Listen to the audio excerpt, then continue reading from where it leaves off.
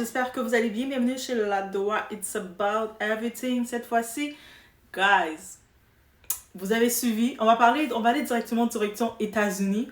Oui, parce que j'avais d'autres sujets à parler, mais on n'a pas le choix de parler de ça parce que c'est chaud. C'est l'actualité actuellement. On sait qu'il y a la prochaine saison des Kardashians. Oui, et actuellement, dans l'état de tout, il y a le retour du couple improbable. Tu sais, le retour du couple improbable. C'est ça qu'on dit vraiment. Retourner avec son ex, c'est compliqué. Mais retourner dans une relation qui était malsaine, ils ont plus eu de bénéfices en étant loin l'un de l'autre, c'est quelque chose.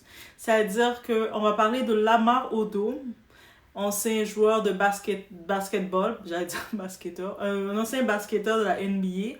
Là, il est dans l'âge de sa retraite de la NBA de toute façon.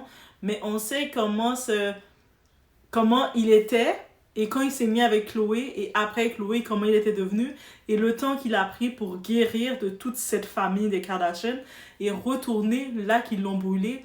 Je me dis, mais qui conseille Lamar Odom? Quelqu'un peut pas l'envoyer pauvre frère. J'ai vraiment de la pitié pour Lamar Odom là. Et puis, on y va. It's about everything.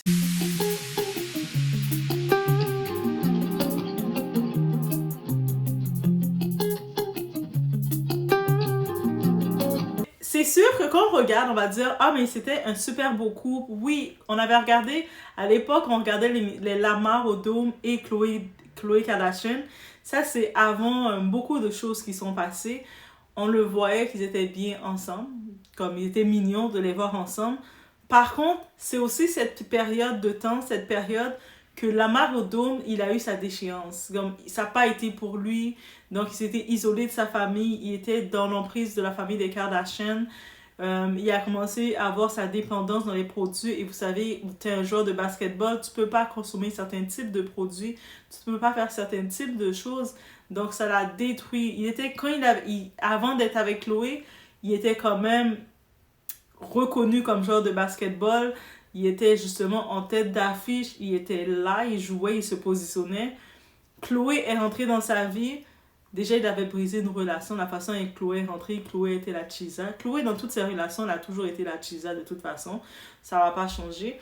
Donc, elle est rentrée dans sa vie. Ça a été... ça s'est fait comme ça s'est fait.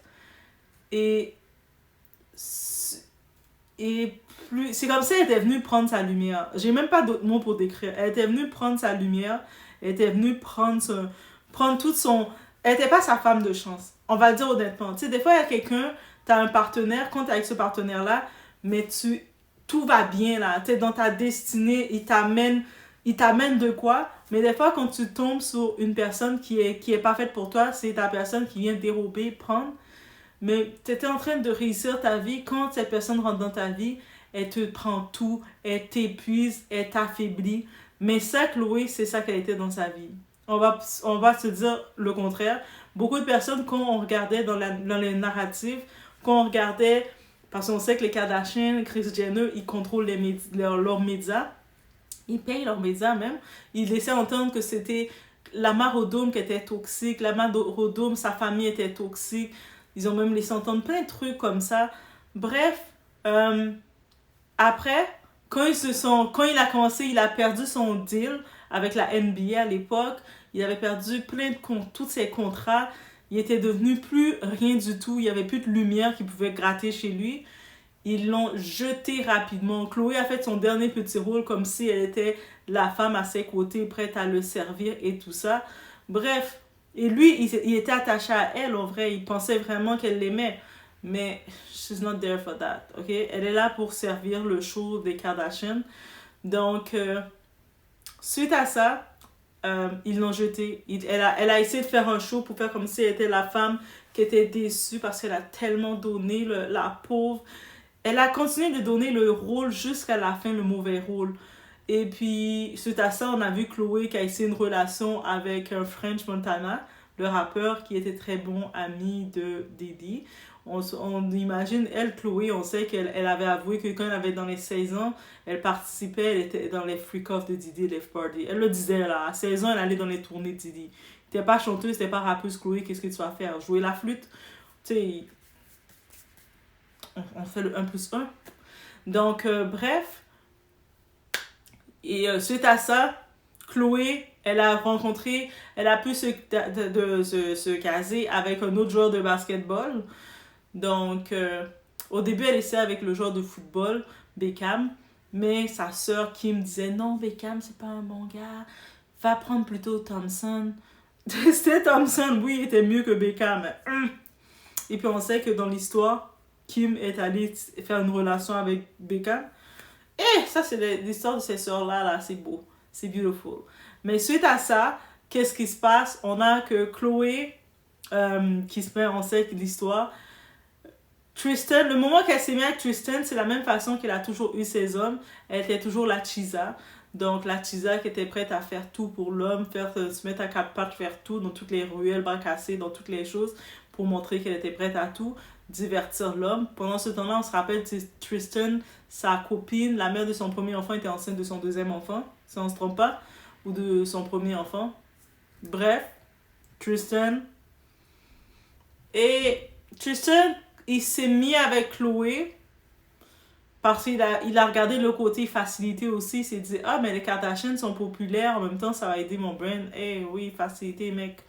Mais tout de suite, il a vu que il n'aimait pas Chloé. On va pas se le mentir, Tristan n'aimait pas Chloé. Même si Chloé, avec le temps, elle s'est métamorphosée. J'aimais tellement la Chloé, je la trouvais tellement plus libre. La Chloé, quand elle était d'avant, ben peut-être qu'elle n'aimait pas ce style-là parce qu'elle se trouvait complexée. Mais dans cette époque-là, elle était tellement comme... Je l'aimais bien avant. Mais après, elle a commencé à faire toutes les chirurgies. À chaque semaine, dans les photos, on voit une nouvelle Chloé. Donc, on se demande, elle est où l'ancienne Chloé? On voit toujours une nouvelle Chloé. Je ne sais pas maintenant, elle ressemble à quoi. Mais bref. Et... elle était tombée enceinte de Tristan. On s'est dit, ok, c'est sérieux. Et puis très rapidement, on a compris que Tristan s'en foutait d'elle. Que ce soit, il flirtait, il était en relation, il se mettait avec toutes les filles, il faisait des orgies, il faisait des trips avec les autres filles quand il était en tournée. Lui, il s'en foutait carrément. Mais Chloé a essayé de montrer qu'elle était une bonne femme face au public, qu'elle était une femme consciente, une femme de famille, une femme capable. Jusqu'à ce que quand Tristan, même quand il a perdu sa mère qui vit à Toronto avec son frère, qui a des déficiences. Et puis, elle essaie de venir. Même si Tristan l'avait techniquement même pas invité, Chloé s'est invitée tout seule. Elle a pris un jet. Elle a commencé à faire toutes les démarches pour montrer qu'elle était là. Alors que la première baby mom de Tristan, c'est elle qui était là. La mère, je pense que c'est cette femme-là qu'elle avait plus reconnue que Chloé. Bref, pour toi, Chloé. Mais... elle était là et puis elle essayait de forcer son truc, mais bref. Ensuite, Tristan est venu s'installer, il est resté à Los Angeles, on sait Tristan. Chloé a forcé. Et elle voulait parler à un deuxième enfant, mais elle veut un deuxième enfant avec le même père. Même si le père veut pas de toi, elle a forcé l'enfant, mais les grossesses venaient pas. Donc, elle a fait affaire avec la mère porteuse, avec la génétique, les choses de Tristan.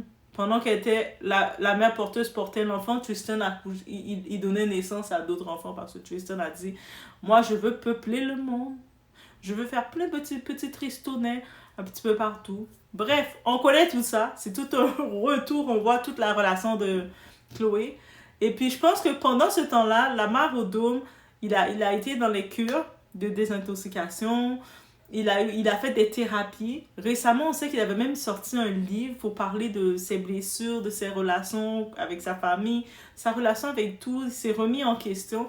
Donc, bref, Lamar, de son côté, avait tellement vraiment fait le retour. Même il regardait ses relations avec ses anciennes partenaires, qu'il voyait comment il était. Il s'est remis en question. On a vu qu'il a fait le travail qu'il devait faire, mais je pense qu'il n'avait pas terminé de faire son travail. On peut le voir quand on regarde son résultat. Et là, des fois, dans des entrevues, il regrettait Taraji Henson, l'actrice. Donc déjà, Lamar, il commençait dans des entrevues, il exprimait son premier regret. Il regrettait d'avoir merdé, d'avoir mal agi envers Taraji, de l'avoir trompé. Parce que quand il était avec Taraji, il l'a trompé même avec Chloé, avec un peu tout le monde. Mais il regrettait ça parce que s'il aurait été avec Taraji, tout son détour, son passage aurait été différent. Donc déjà, il faisait déjà des déclarations, on peut voir ses entrevues, ses podcasts, il disait ça. Et puis dans d'autres podcasts, je sais pas s'il avait des périodes de down, il se disait, ben là, je m'ennuie, même si l'autre c'était une démon, sa famille c'était des démons, mais je m'ennuie des démons. Ouais, des fois on s'ennuie des démons, hein. Des fois on est là, mais on s'ennuie des démons. C'est pas parce qu'on s'ennuie des démons, il faut retourner vers le démon. Mais bref, notre très cher, des fois il faisait des petits appels, il disait, tu sais, comme, tu sais, ça me dérange. Surtout quand je pense la période, je sais pas si c'était du sarcasme qu'il faisait ou il était sincère, mais toutes les fois quand Tristan, à chaque fois, il humiliait Chloé, il la trompait, il faisait des enfants avec d'autres femmes, il la trompait à longueur de journée, même dans les émissions, quand on voyait les interactions de Tristan et Chloé, on voyait que Tristan s'en fichait, ils s'en contrefichaient. Et je sais pas comment on peut dire qu'ils s'en fichent de Chloé, mais juste Chloé peut-être le savait pas. Même la famille de Chloé était triste pour ça. Je suis sûre que Kris Jenner, même des fois, à un moment, il pleurait quand il disait « Mais Chloé, elle est toujours là pour tout le monde. Et regarde comment elle souffre. » Même Kris Jenner pleurait quand il voyait comment Chloé se faisait niaiser par Tristan. Et puis, lui, je pense qu'à partir de là, Lamar envoyait des petits mots pour dire « Tu sais, mais Chloé est pas si pire que ça. Moi, je ferais mieux avec elle. Si elle me donne une chance, je pourrais faire mieux. » La parole n'a pas été entendue d'une sourde. Je suis sûre que Kris Jenner a fait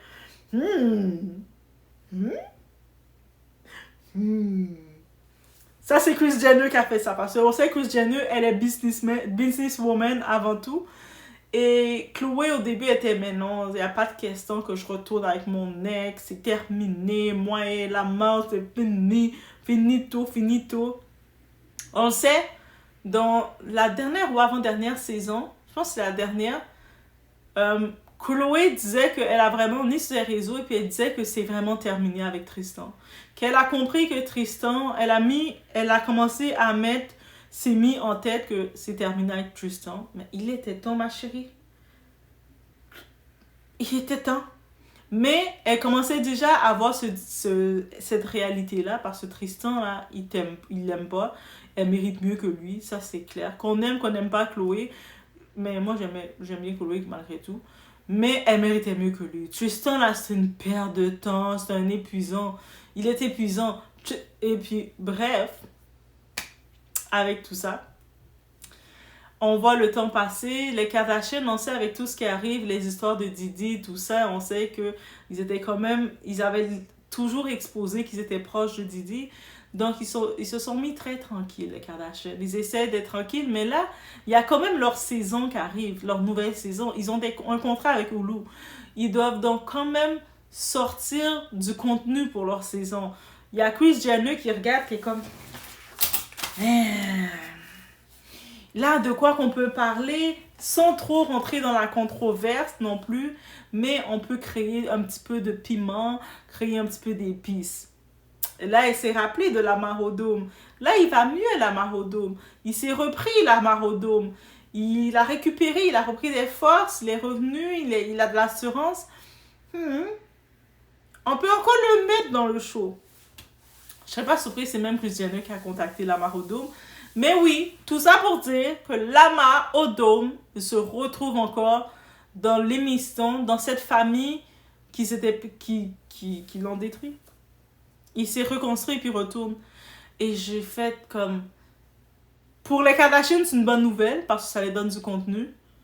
Mais pour lui, il n'y a rien de bon. Tu sais, comment tu peux penser retourner là où on a failli t'éliminer et puis tu reviens dessus en mode « Coucou, je suis de retour. » Non, tu peux plus retourner là-bas.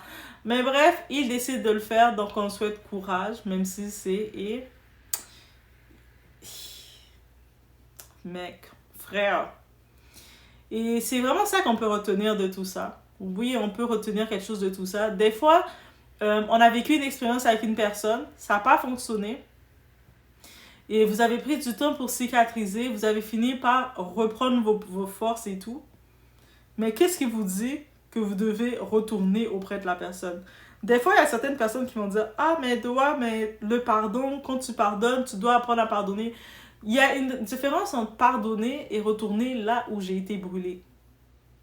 Tu sais, si t'as mis ton feu, une fois t'étais naïve, t'as mis ta main dans le feu, tu t'es brûlé. Tu vas plus être fâché après le feu, tu vas savoir que le feu c'est chaud. Mais est-ce que tu vas, maintenant que t'es guéri, tu vois ta plaie est guérie, tu retournes mettre ta main encore. Je suis de retour là. Je sais que c'est comment. Non. Et puis surtout que dans les circonstances qui revient pour essayer de reconquérir, soi-disant, Chloé, Chloé, déjà, elle n'a pas fait de travail sur elle-même. Lui a fait un travail sur lui-même. Lui, il a fait des thérapies. Lui, il s'est remis en question. Chloé, elle a fait aucun travail sur elle-même. Elle était de relation dans des relations, elle était toujours la cheesée, elle rentrait dans des relations avec des hommes qui lui montraient pas plus d'intérêt, que ce soit quand elle était avec French Montana, ça c'est le plus drôle. Elle aurait dû tenter avec French Montana de faire des enfants. Avec French Montana, aller taper et voir, ça c'est le plus drôle. Quand on l'a regardé, French était à l'ouest avec elle, là, ils sont contre-fichés. Je pense que French, c'est peut-être comme si c'était l'ami de Didi, puis Didi a dit, allez là, elle fait pitié, va la gratter un peu. Et puis, tu vois que French s'emmerdait complètement avec elle. Il faisait zéro minimum effort. J'étais comme, mais hé, fais semblant d'être galant, ami. Fais semblant de faire des petits yo-yo. Même ça, elle était...